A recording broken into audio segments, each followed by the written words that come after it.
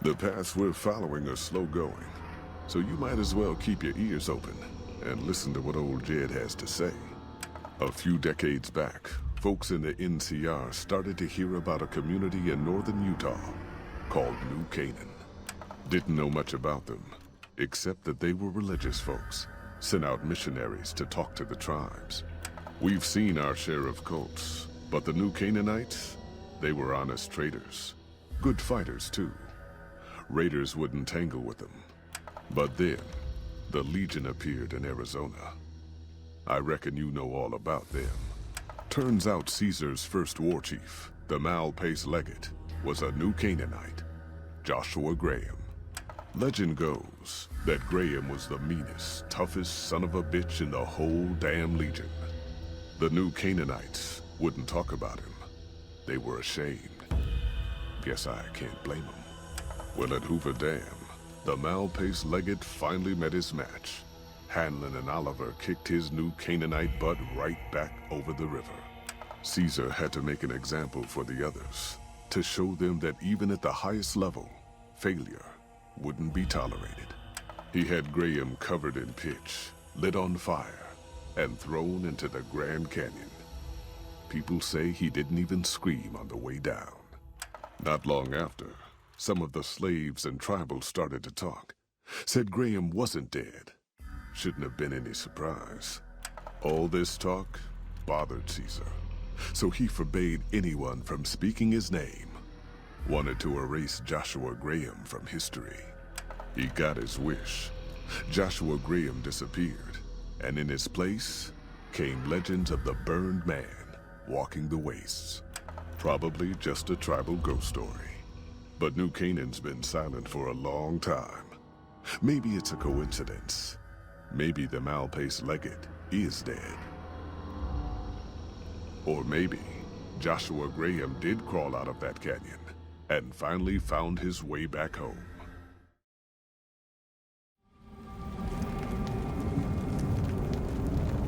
We should have given you a better welcome on your first visit to Zion.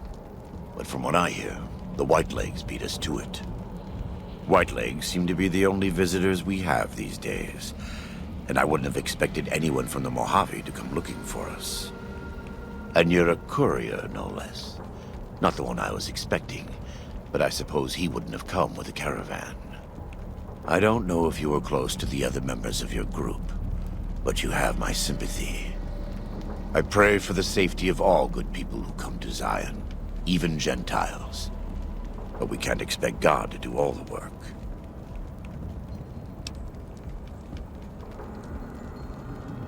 The dead horses are capable scouts. Nothing passes into or out of Zion without my hearing of it. Happy trails. I remember. They were good friends. I have bad news for your employers. New Canaan was destroyed, its citizens scattered. All because of the Whitelegs. And Caesar, of course. The Whitelegs want to join the Legion. Caesar's rite of passage is the destruction of the New Canaanites, almost assuredly because of me. The good news is that we can help you find your way back. Daniel, one of the other New Canaanites, has made many maps of the region. The bad news is that we can't help you right now, not with everything that's going on.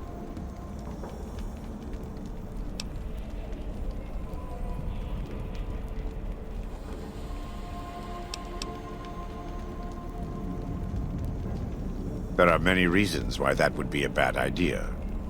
I will illuminate 3. First, do not believe that because Daniel is a missionary, he is incapable of or unwilling to defend himself.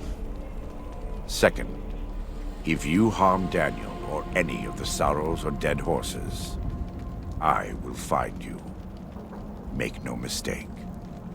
God willing, you will not leave this valley. Lastly, waging war against good people is bad for the soul. This may not seem important to you now, but it's the most important thing I've said.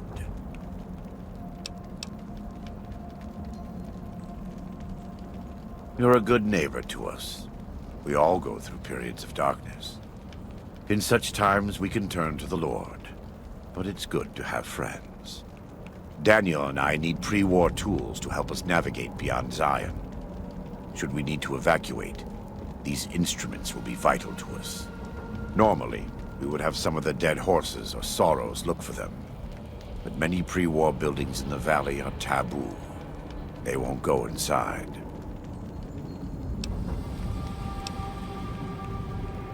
The sorrows believe in a spirit that lives in the caves. Say the spirit punished them once for trespassing.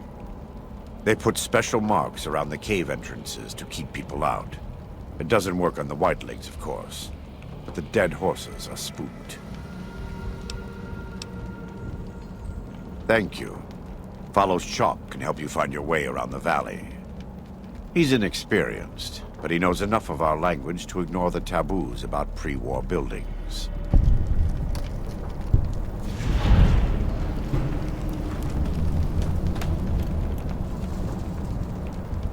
Welcome back. What can I do for you? Caesar would never admit this openly, but he knows that I'm alive. I've killed enough of his frumentari and assassins that have come looking. I've heard one of them travels the Mojave as a courier. Most of Caesar's agents meet a fitting end in NCR territory, but maybe this one survived.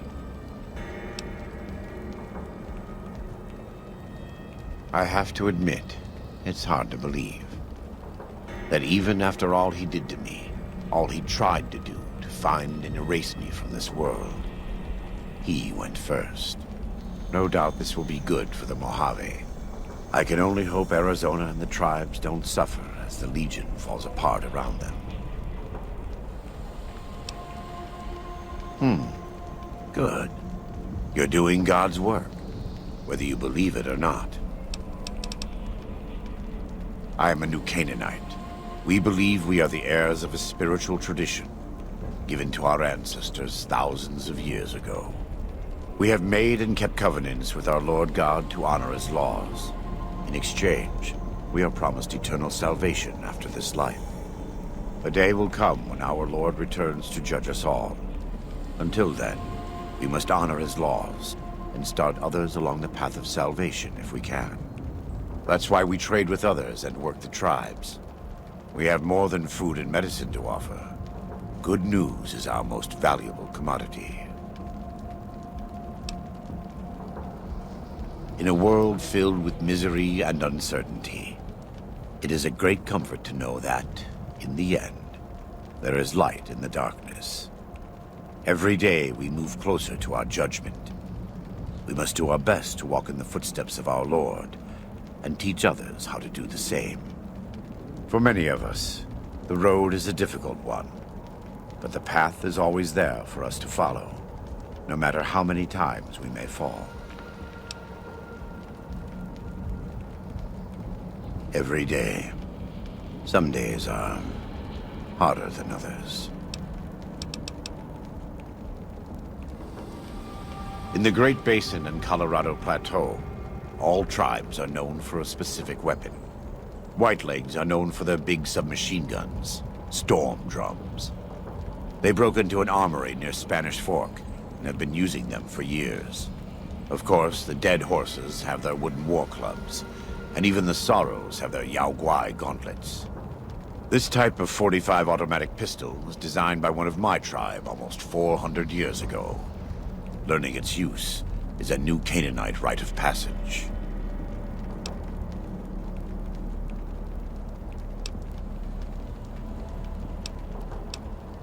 A great deal. There are 3, make that 4, tribes here in Zion. You've already met the Whitelegs on the way in.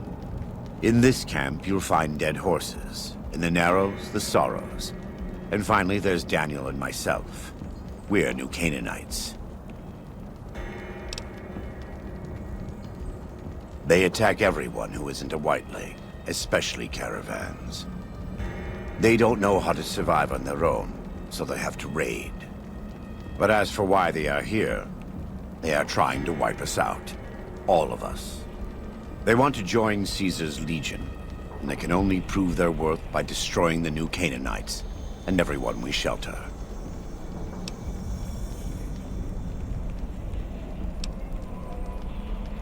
The valley belongs to God, but no. The dead horses live at Dead Horse Point, up the Colorado River. They came here because I asked them to. Before I returned to the fold, I visited them years earlier. I looked much different then, but I left an impression on them. I taught them how to hunt more efficiently, how to maintain their weapons and pre-war equipment. When I returned, they showed their appreciation.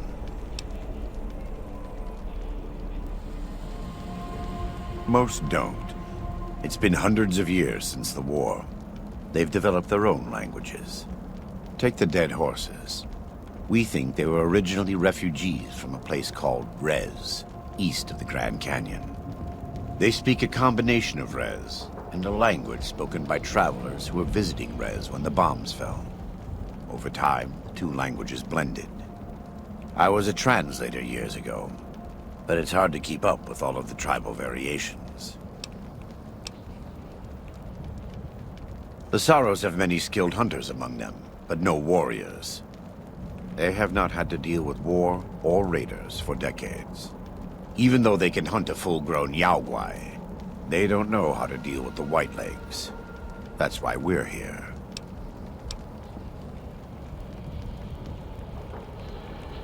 We wear more clothing than them and understand more about technology. But we're still a tribe, a linked family of families. The Boneyard, Phoenix, New Vegas, they're just places, metal and stone. New Canaan dies, but the tribe lives on. When the walls come tumbling down, when you lose everything you always have family.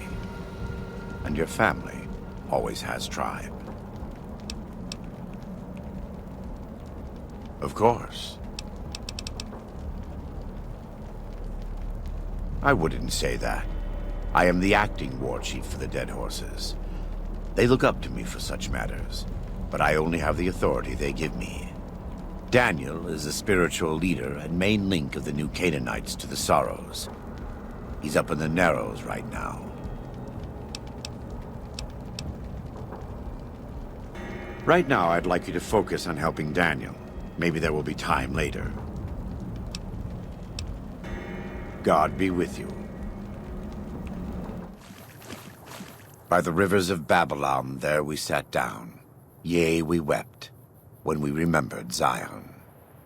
Remember, O Lord, the children of Edom in the day of Jerusalem, who said, raise it even to the foundation. O daughter of Babylon, who ought to be destroyed, happy shall he be, that rewardeth thee as thou hast served us. Happy shall he be, that taketh and dasheth thy little ones against the stones. Do you know what it means?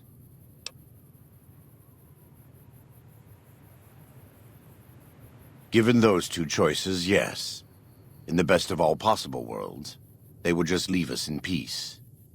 But they won't. I don't enjoy killing, but when done righteously, it's just a chore, like any other. Practiced hands make for short work, and the good Lord knows there's much to be done here.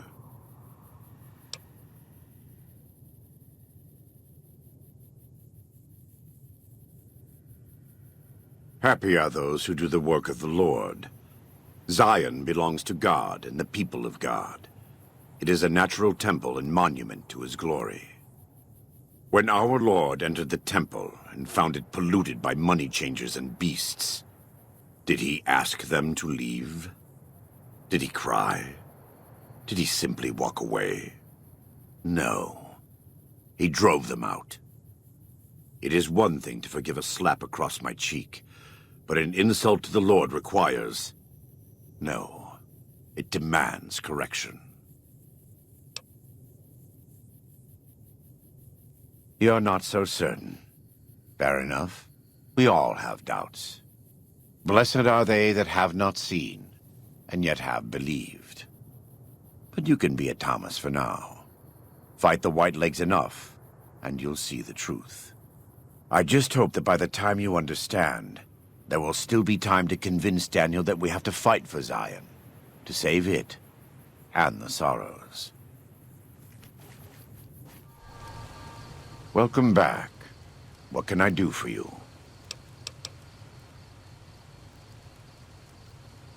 He's a butcher. Believe me, I know the godless fire that burns in his heart. I've been burned by it myself. He's not the kind to let his subordinates do all the killing. No, he likes to have a hand in it, with that spear of his. He's fashioned himself an abomination before the eyes of the Lord. I'm happy to serve as an instrument of divine justice.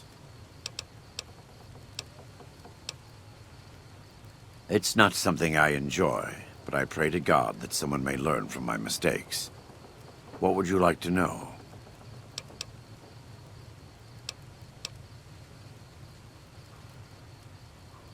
I was born in Ogden, what people came to call New Canaan.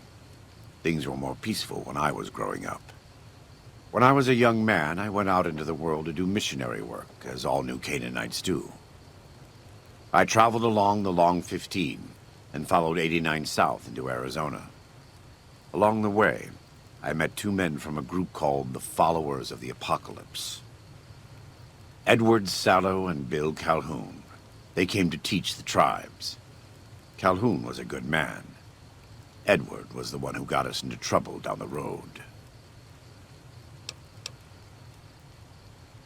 No, not then. Back then he was just Edward. Smart man.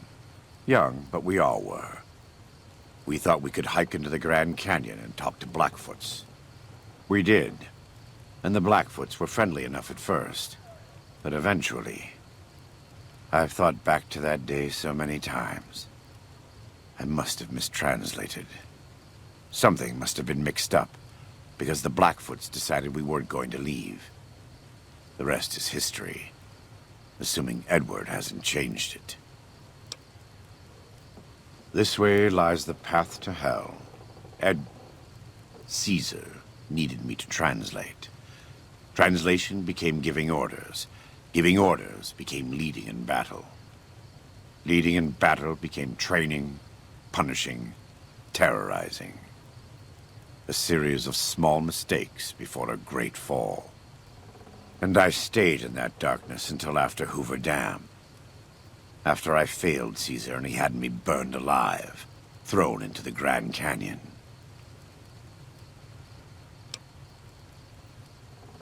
I survived because the fire inside burned brighter than the fire around me. I fell down into that dark chasm. The flame burned on and on. The next morning, I woke up and crawled out of the northern edge of the Grand Canyon, that cursed place. It took me 3 months to reach New Canaan. It was as though the prodigal son had returned. They welcomed me like I had never left, never done anything to shame them. The fire that had kept me alive was love. Their love. God's love. I will never be able to repay the debt I owe to them. But I must try.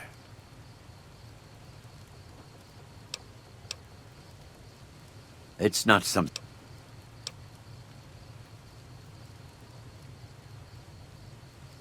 You are kind to offer, but no, there's nothing you can do.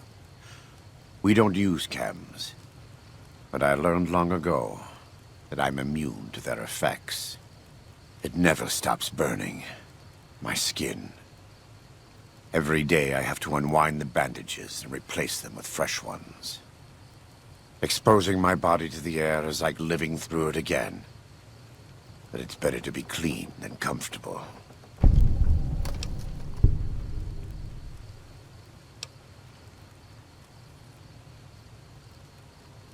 I try not to involve myself with matters of the Mojave anymore. All I know is from before the Battle of Hoover Dam.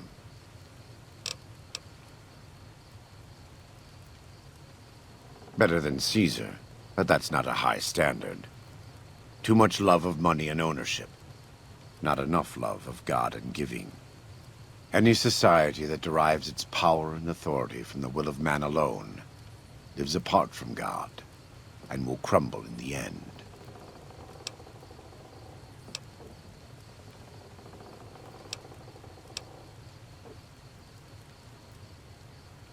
I had heard of him, but when we were preparing to enter the Mojave, he didn't seem relevant to what was happening. From what I've learned since Hoover Dam, he handled the Mojave tribes in a fashion not entirely dissimilar from Caesar. It's too bad.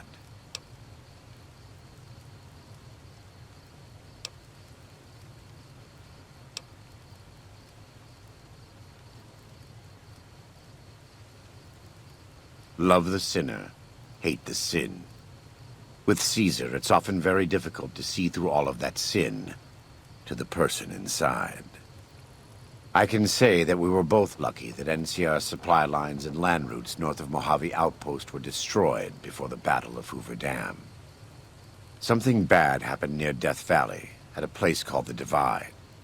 NCR couldn't cut across anymore, and it slowed down the reinforcements. Terrible storms ripped entire companies apart before they even got to Nevada soil. The aftermath of Hoover Dam could have been even worse for Caesar.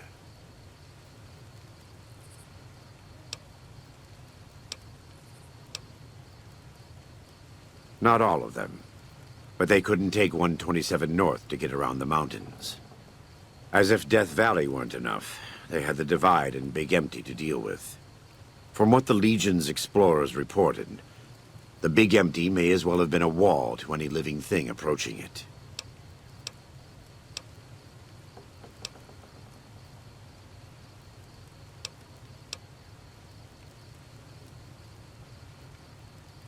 I don't know for certain, and I don't think NCR knows either. Whatever happened at the Divide was too much for them to handle. Our Frumentari told us what they saw. Only fools and madmen would march into a place like that. All roads wind down to the same spot, the grave. They said all that's left there is a gaping wound cut into the earth, cursed and damned. No place for God-fearing folk.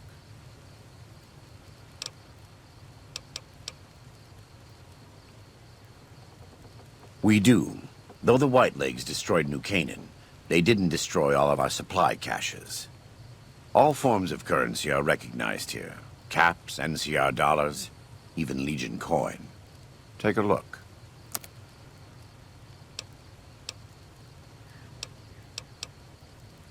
Let me have a look. My tribe may take too much pride in its mechanical talents, but in truth, we are intrigued by the workings of a fine firearm.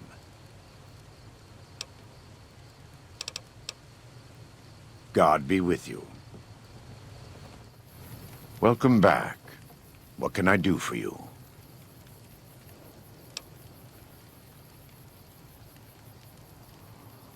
I thought he might. It's been some time since I've visited civilized places. I don't have fond memories of them. But I have always seen these places from the outside. I'd rather not influence him more than I already do. Why don't you talk to him?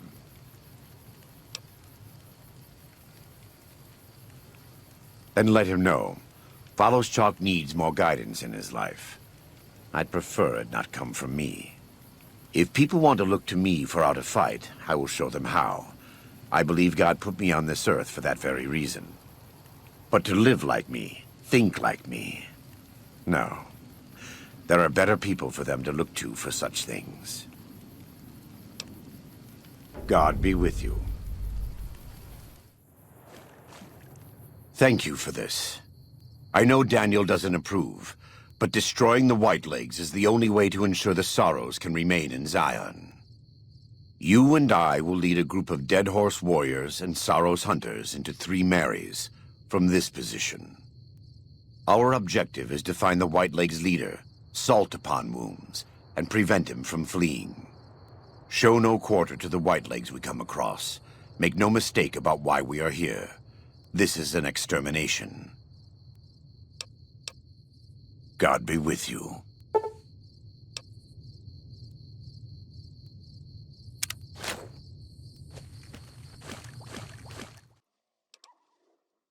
What's the point? It's the only way I know.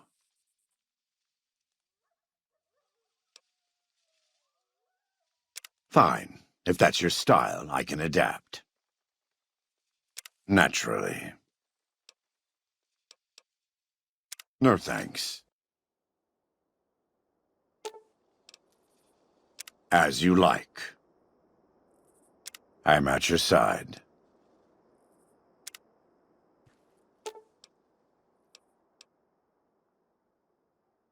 Sorry, that's not going to happen.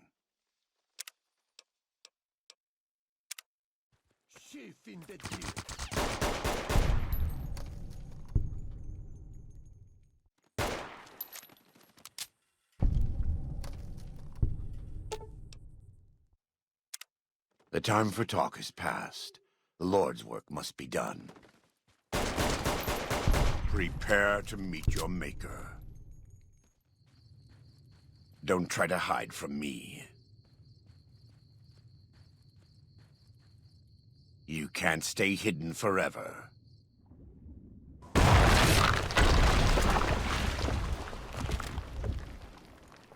This is taking too long. We can't let Salt-Upon-Wounds escape. I'm going to find a way around. God willing, we will finish this together.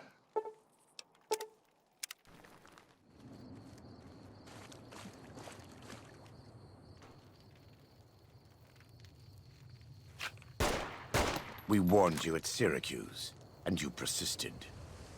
You took advantage of us at New Canaan to drive us out, and like the dogs of Caesar you are, you followed us to Zion. And now you stand on holy ground, a temple to God's glory on earth. The only use for an animal in our temple is sacrifice. Kale wachane conserva o. You understand me, don't you? Don't you? Outman. Kunaman mad. He kill all white legs. You talk. You stop!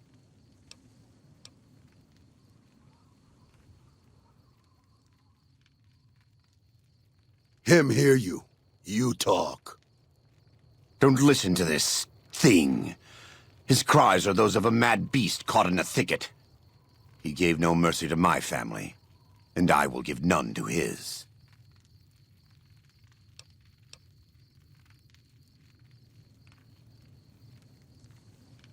He has a debt to pay for what he's done, and I've come to collect. And so he's chosen to cower in the water like a dumb animal.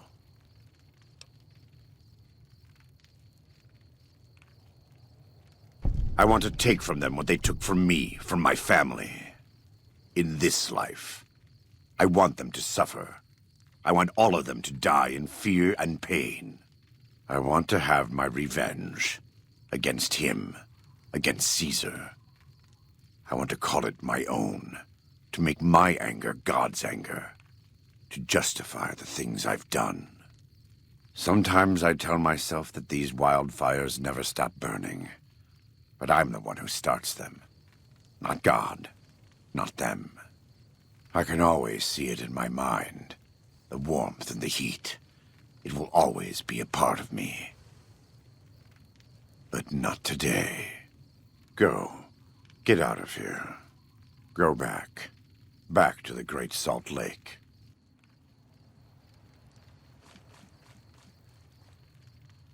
That's it. It's finished.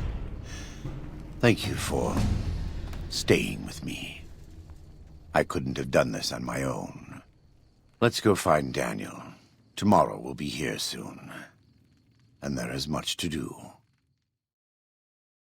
The threat of the White Legs ended. Joshua Graham helped the sorrows and dead horses tend to their fallen comrades and secure Zion. The courier's words had stayed Joshua's wrath in his darkest hour. And in sparing Salt-Upon-Wounds, he was changed. While he continued to advocate militant opposition to the enemies of New Canaan, he sometimes showed quarter to those who crossed his family.